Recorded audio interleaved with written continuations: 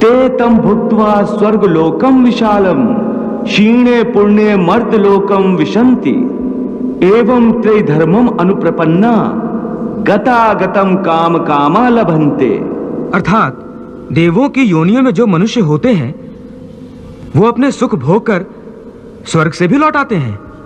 हाँ, और मनुष्य की योनि प्राप्त होने पर फिर कर्म करते हैं और इस तरह सदैव जन्म मृत्यु का कष्ट भोगते रहते हैं। हे मधुसूदन,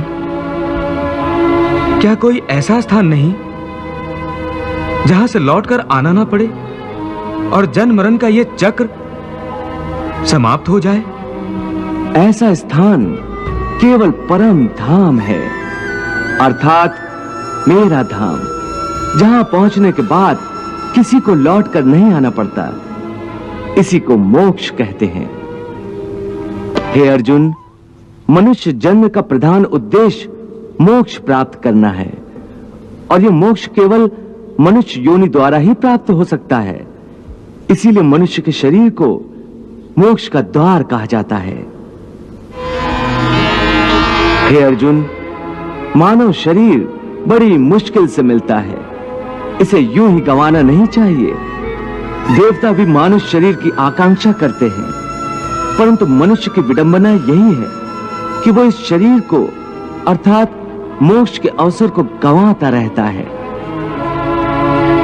सारी आयु भोग विलासों में बिताता है, यहां तक कि जब शरीर छूटने का समय आता है तब भी वासना उसका पीछा नहीं छोड़ती।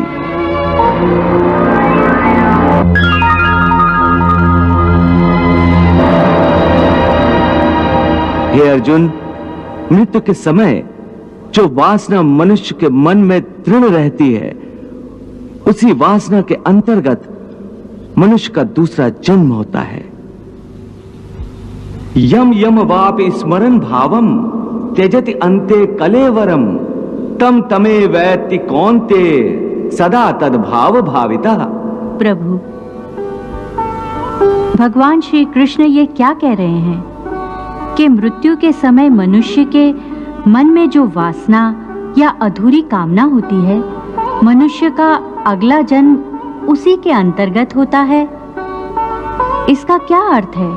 देवी, इस समय भगवान श्री कृष्ण ने जो कहा है वो अत्यंत गोपनीय है और गूढ़ ज्ञान है, बल्कि इसे एक गुप्त विद्या ही समझो।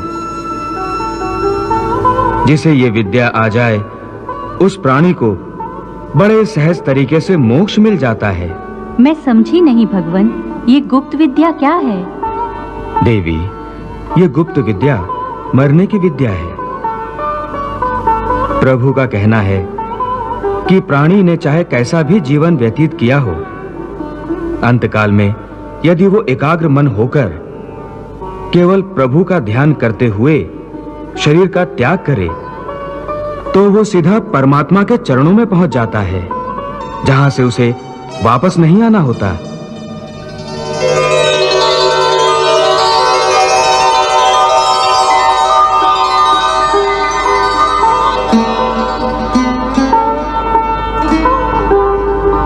अंतमता सोई गता, अर्थात मृत्यु का क्षण बड़े महत्व का क्षण होता है। इस क्षण में प्राणी जिस बात का ध्यान करता है उसी के अनुसार उसे दूसरा जन्म प्राप्त होता है। भगवान, इस गूढ़ बात को कोई उदाहरण देकर समझाने की कृपा करें। देवी, इस संबंध में महर्षि जड़भरत से अच्छा क्या उदाहरण हो सकता है? जड़भरत? जड़भरत एक निष्पाप ऋषि थे। वो मुक्ति के द्वार तक पहुंच चुके थे। उन्होंने हिरण के एक बेसहारा बच्चे को पाल लिया था। उस बच्चे से उनका मन इतना लग गया था कि हर समय उन्हें हिरण के बच्चे की ही चिंता लगी रहती थी। यहां तक कि अपनी मृत्यु के समय भी उनका ध्यान उसी बच्चे में था।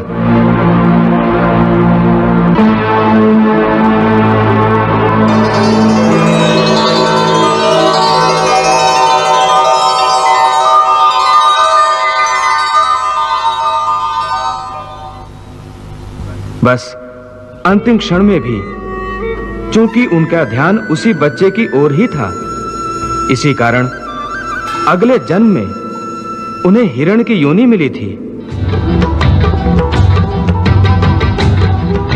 प्रभु, मृत्यु के समय का इतना महत्व क्यों होता है?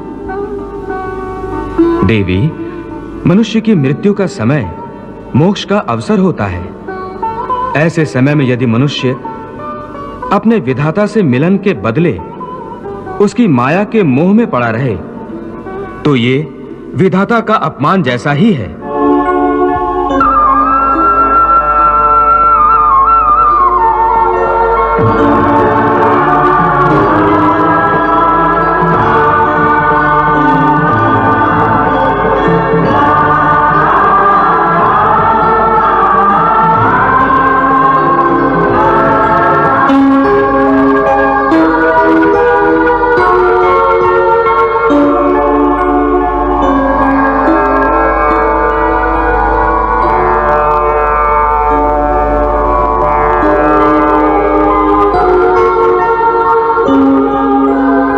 तो ये विधाता का अपमान जैसा ही है कि वो अपने विधाता से अधिक महत्व उसकी बनाई हुई माया को देता है।